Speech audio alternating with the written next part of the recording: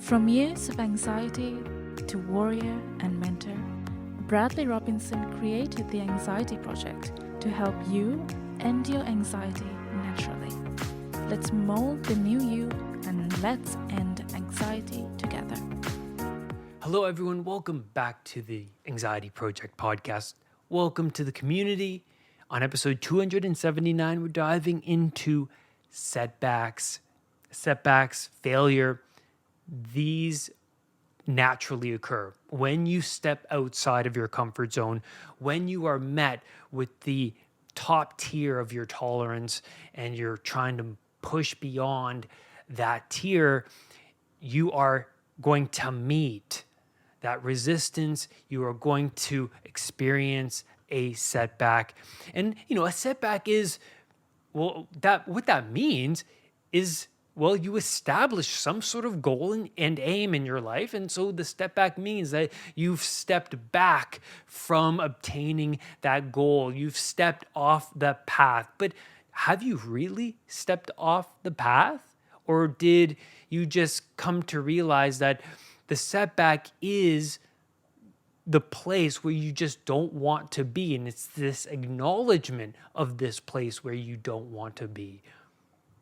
So let's talk about this. And the first thing I want to say is that David Goggins says this so brilliantly in one of his podcasts. He says that a setback and failure, he doesn't like calling it that. He likes calling it attempts. The reason you fell short is because the bar is positioned above your level of tolerance. That's it. Beyond your previous standards. The average person continues along their plateau of comfort, but you are the one that decided to shift paths outside of that norm. You are the one who decided to shift their path outside of your own comfort, your own standards. And so for me, I was attracted to the unusual, unshackled people who defy odds, who chose to walk this strange path to make something of themselves. They decided that their identity and their way of being within culture did not match with this underlying desire and this push, this drive, this movement towards something greater. And we all experience that. We can't help but experience that.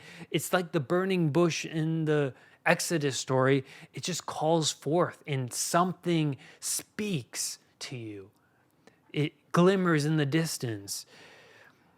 And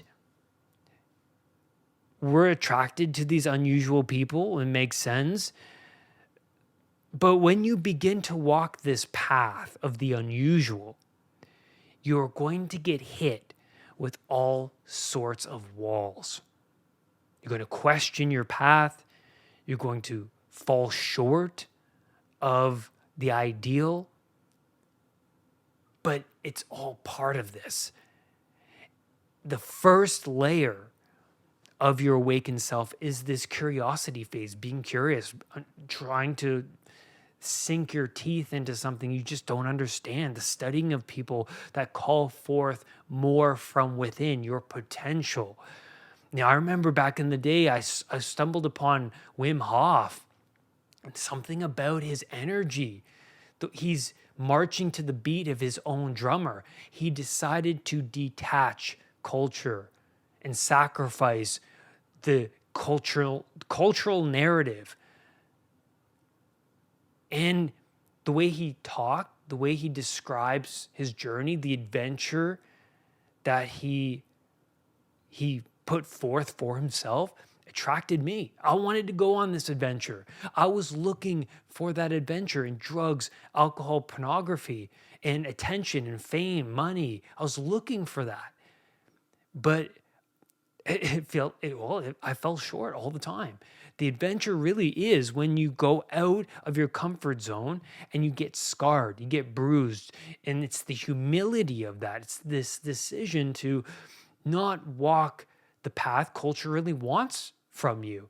I grew up with this idea that as soon as I reach a certain age, I got to go to this school. As soon as I reach this age, I got to graduate. As soon as I reach this age, I got to get a job. As soon as I reach this age, I have to have a certain status, right? Or a house.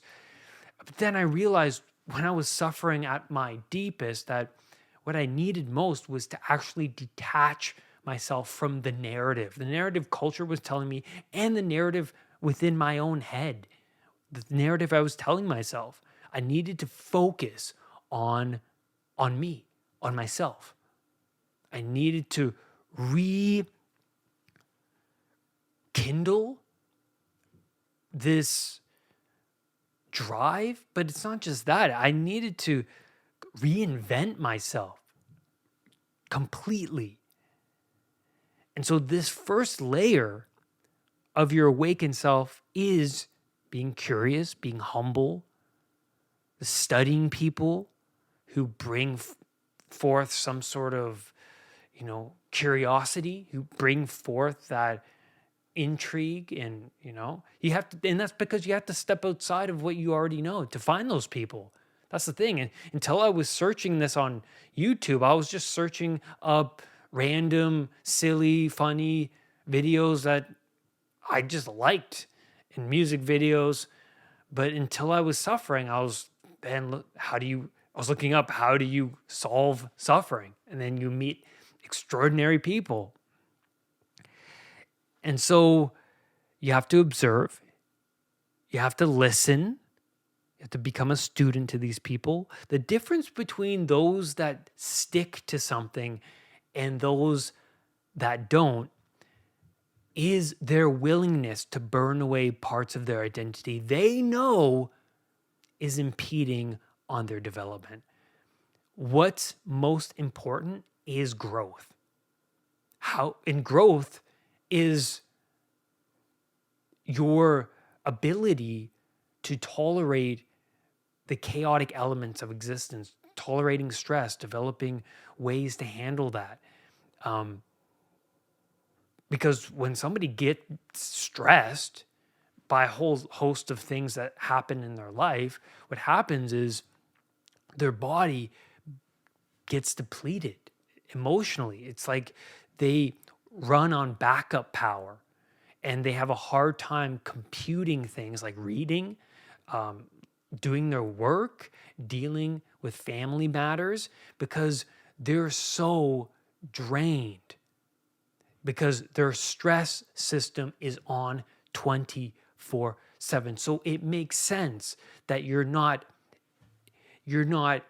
retaining that much information from your work, from the reading, from your studying. It makes sense. It makes sense why you're not sleeping. Your cortisol and your adrenaline is active at night. It all makes sense, but you have to then step away and say, you know what do I need to minimize in order to help my body kind of regenerate some sort of battery power? Well, you have to sacrifice something in order to incorporate that time for yourself, the time to figure things out. You have to treat yourself like someone you actually care about. But, let's look at this. Grade 1, the first step into this awakening is starting from square one. And so this is the fool stage. You have to be willing to be a fool. You have to be willing to stumble and make mistakes. And so the first mile of your run in your workout routine is going to feel foreign to you. The first minute in a meditation is going to feel daunting, and you're going to feel like a fool. Is this for me? Right? Because that's how the mind works. The mind says, well, is this for me? This isn't for me. Is this really solving my problems? Is it working? This is difficult. I don't know about this. I'm not sure. And so you are introducing an unfamiliar habit into your already mapped out existence. So the unconscious makes sense, naturally goes, well, this is not what I'm used to. I have to use up more cognitive energy. And, being already depleted with anxiety, it doesn't want to do that, right? Because it just wants to just it just wants to not do anything because your body's already depleted.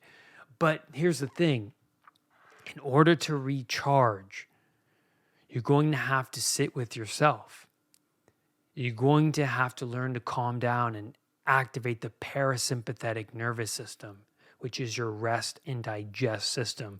And believe me, you'll find out quite quickly, even though you're not accustomed to meditation, you're not accustomed to spending time away from the television, you're going to find that once you start to move the body and you exercise, once you start to sit with yourself, you're going to see a difference in the mind.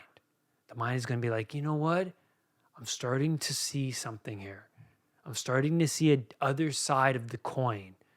Because think about an anxiety sufferer where their focus is very narrow. They're only playing out the same patterns of their day to day. They're only seeing what they want to see. They're only meeting expectations that they expect. But outside of that, you go, well, there's this whole other world, this world of meditation, this world of spirituality, growth, unwinding and like self-care, giving back to your higher self. And you can't take care of other people unless you take care of your higher self. I mean, look in the Harry Potter books, right? There's this magical world that the muggles don't know exists because they're not open enough. They're not open enough to see. They're not awake enough. The hero, Harry Potter, is awake and magical, and he's open to this whole other world of being where you can transcend your limit self into this limitless potential. And you have to go on this great adventure, which Harry certainly does. He encounters the utmost malevolence, and you have to be awake enough and you have to be willing enough to confront that and for yourself to burn away the parts of you that you find quite unattractive. Burn away. So you're introducing unfamiliar habits into your life because you have this faith that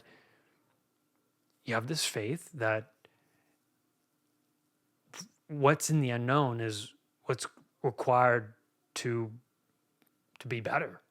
You just have to walk into the darkness.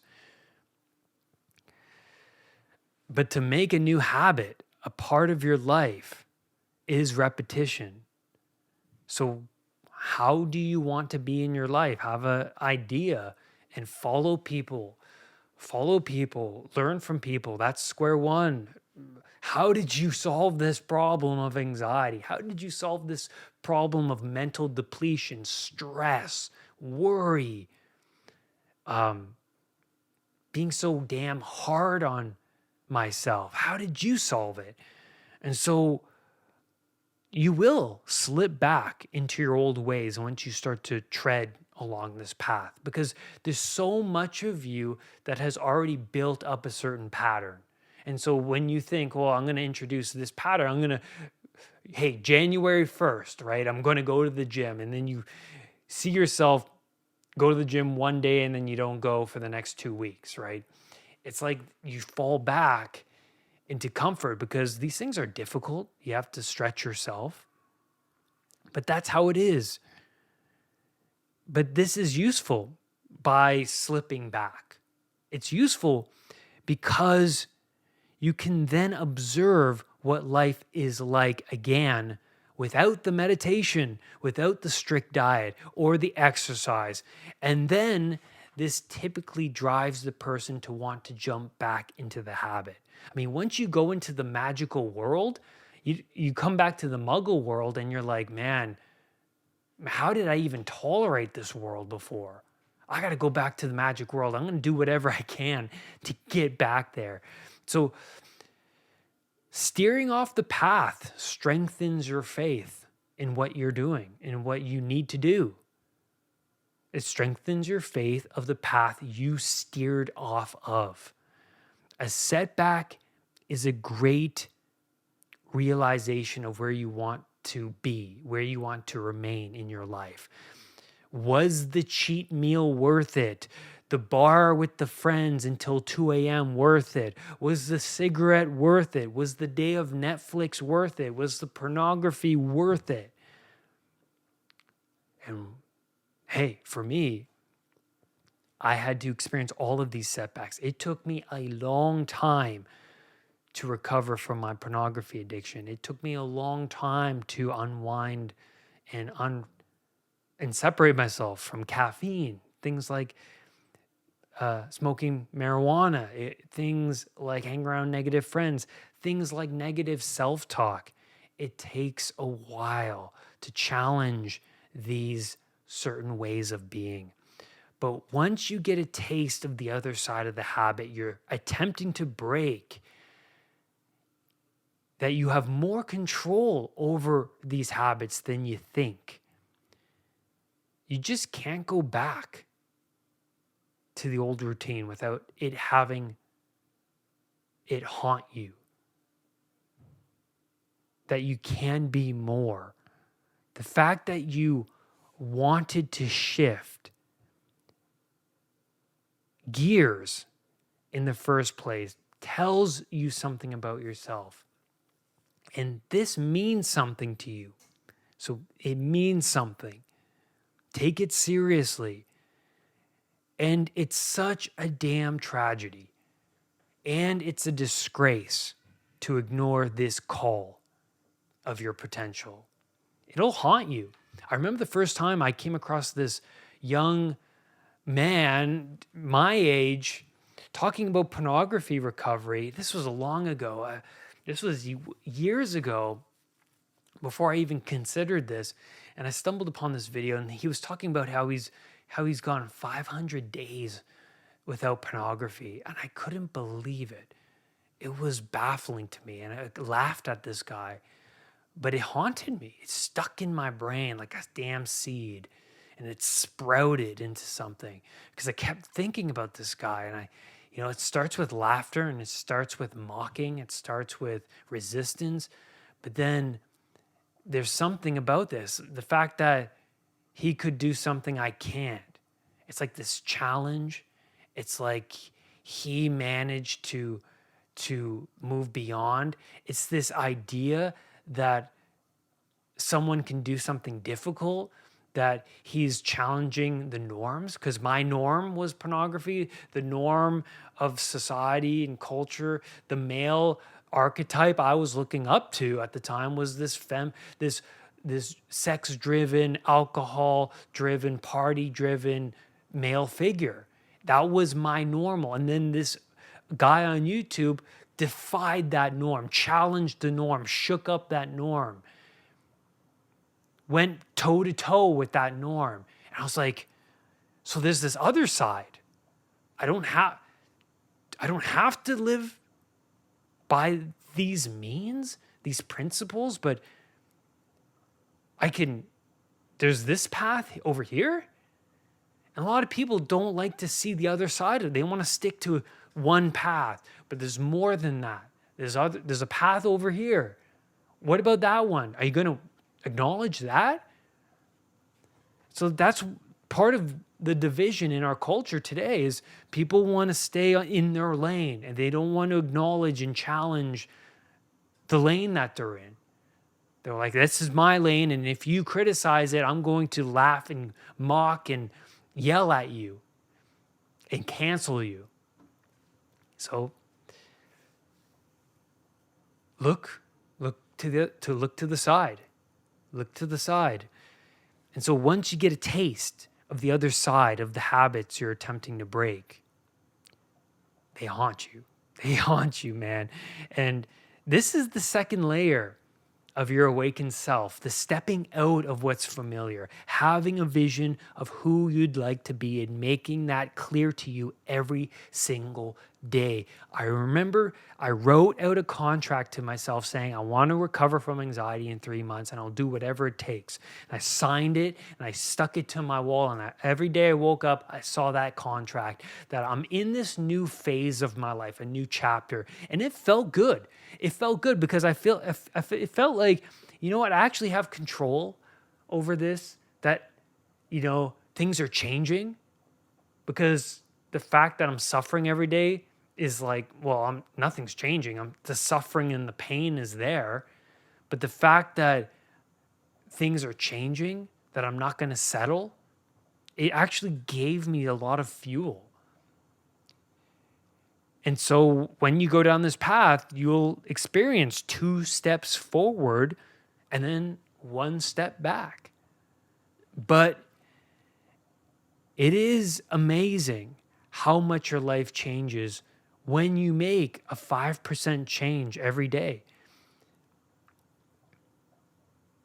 A vision is this very idea of the 5%. You have to have some sort of idea where you're going. A vision is that decision, that choosing to step off the path. And it's a vague vision, but it's a pretty damn good vision. And that's the vision you have to adopt from the get-go.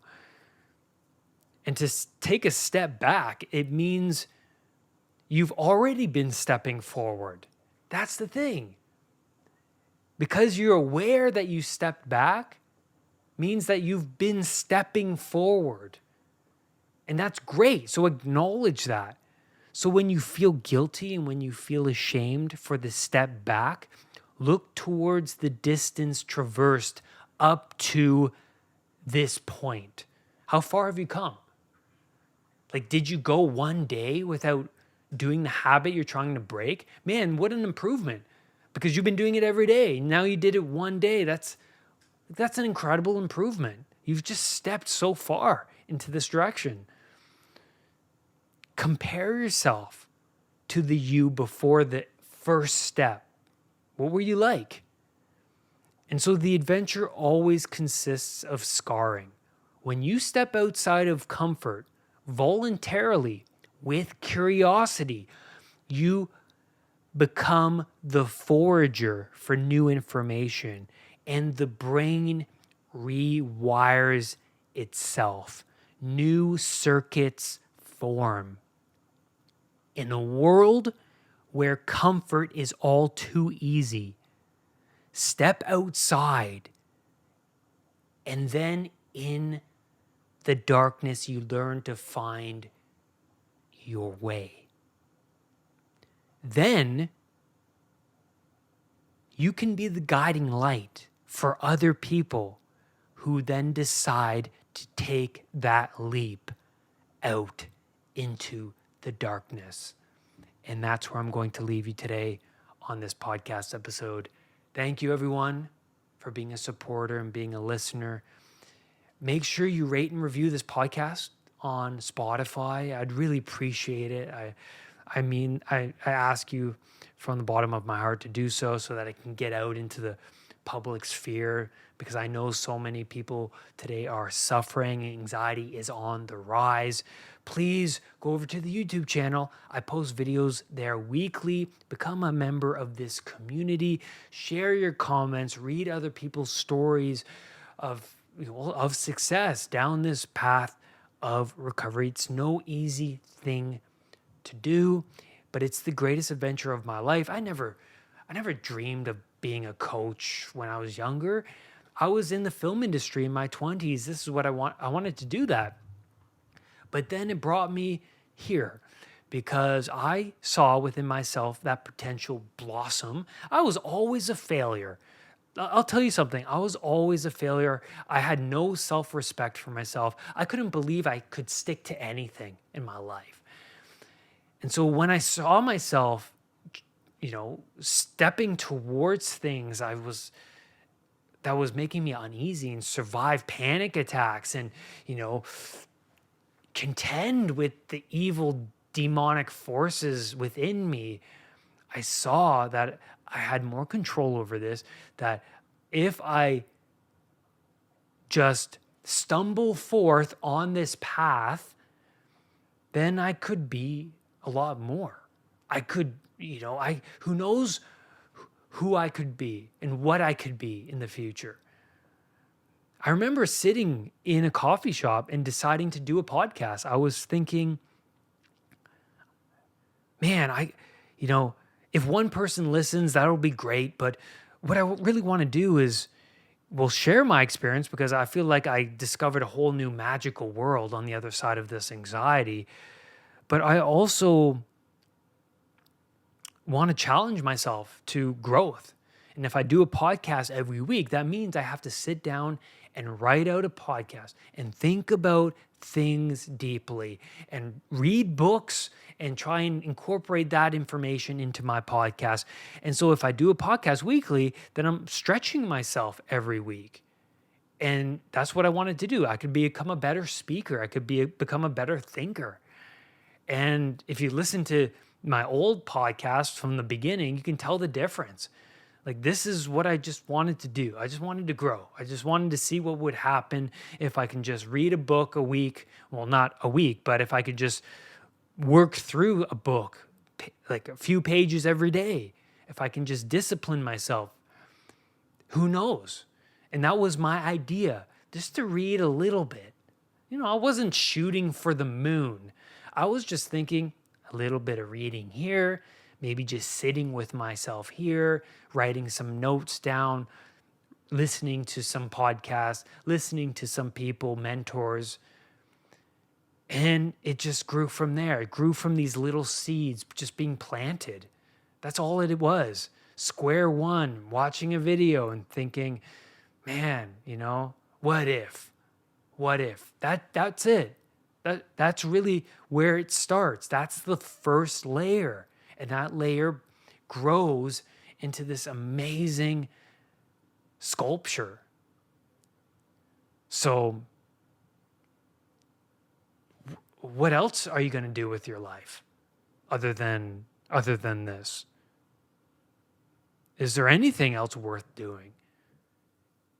And I've discovered that for myself. I've discovered that no, there's nothing else worth doing, really. Because to go to bed with a clear conscience every night is worth more than money. Rise above anxiety. I'll see you next time. Brad's powerful anxiety recovery program is now available at unpluganxiety.com. The Anxiety Project program is downloadable and puts the power of anxiety recovery in your own hands. Visit unpluganxiety.com for more details. Recovery starts now.